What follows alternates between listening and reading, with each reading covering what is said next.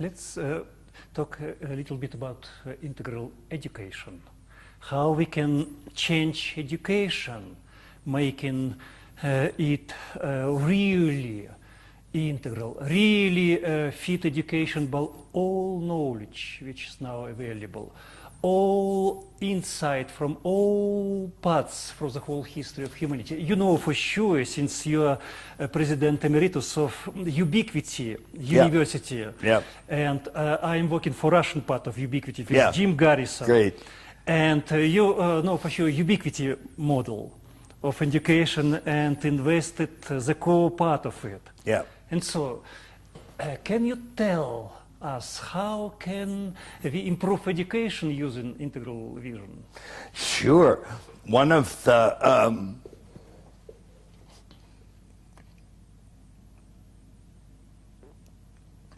one of the original meanings of an integral liberal education was to give human beings the essential basics of all the major things that they needed to be a complete human being.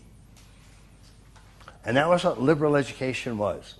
So it wasn't just the 3 R's, reading, writing, arithmetic.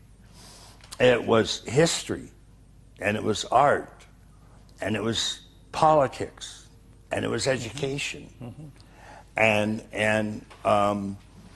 civics, and development, the biological sciences, evolutionary theory, and so on.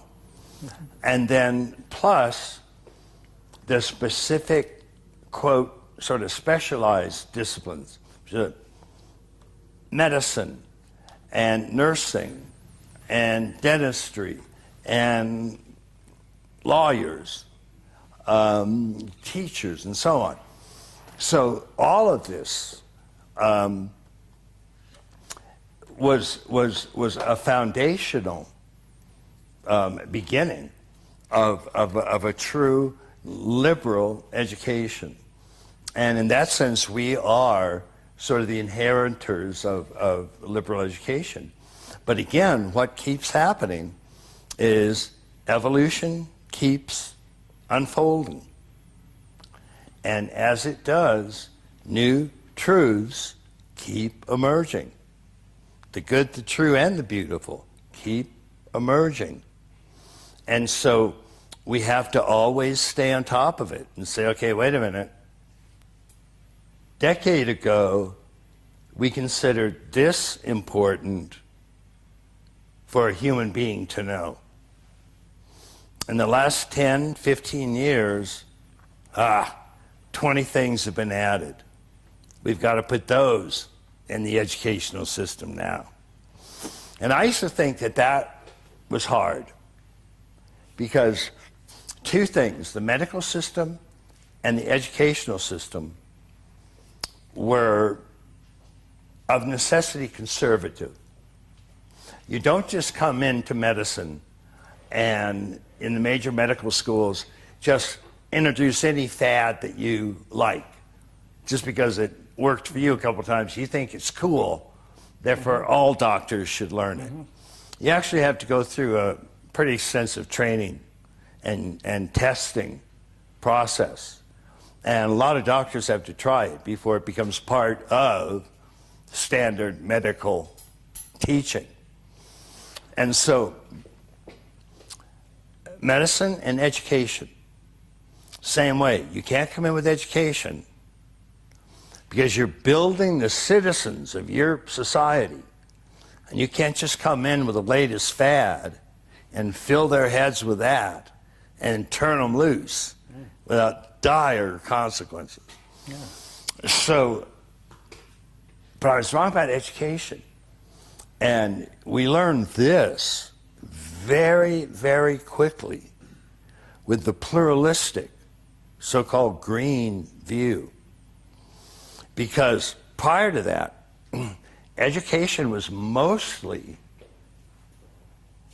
orange, modern, rational meritocracy. You achieved and you got an A. You did excellence and you got an A. You did good and you got an A. You did bad, you got a C. You did really bad, you got a D or an F. All of a sudden, pluralism came in. Pluralism. Nothing's better than anything else. Well, if that's your background belief, how on earth can you educate something when basically anything is right?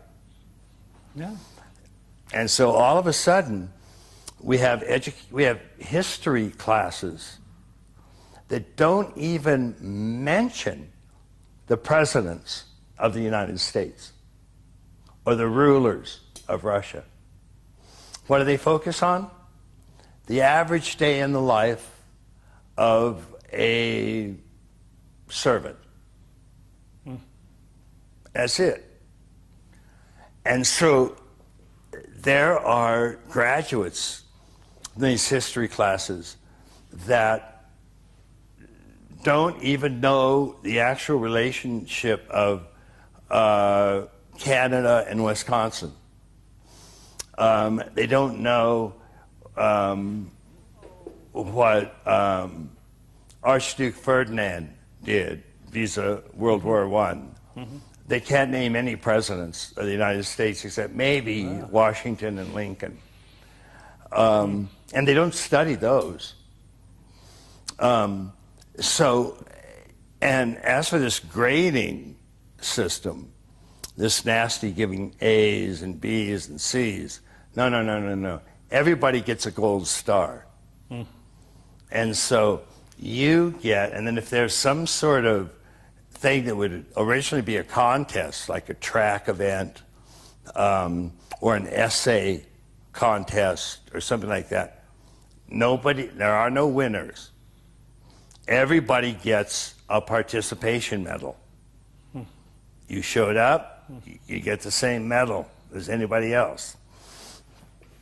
Students are simply taught that they're special. They don't have to do anything to prove they're special. In first grade, they start singing, I am special, look at me, look at me. And so what's the results of this? Well, first of all, they actually got it in. Most educational systems in this country changed because of that. And the net result is the latest tests on the graduating class showed it to be the most narcissistic class since testing began. 2 to 3 times higher rate of narcissism than their boomer parents. And the boomers were called the me generation. So the only thing that's happened with certain journalists is they call this the me generation, if you can imagine. So that's what happens when you turn narcissistic boomers loose to teach. You just get super narcissists. It's a disaster because narcissism is really a horrible thing to do to a person. They have terrible relationships. They get fired from jobs all the time. They have much higher rates of depression and anxiety. It's sad. It's just truly a sad situation. And so meritocracy, excellence and achievement, all of that was looked at as dirty terms. Because as soon as anybody achieves something, somebody else loses. Can't have that. We all are winners. Yeah. I mean, in a certain sense, it's a lovely thought, but it doesn't work like that. The only way self-esteem is created is by actually doing something, not lying to yourself about how great you are. And so, education can be got at, because in one short generation, they got at it and they changed it.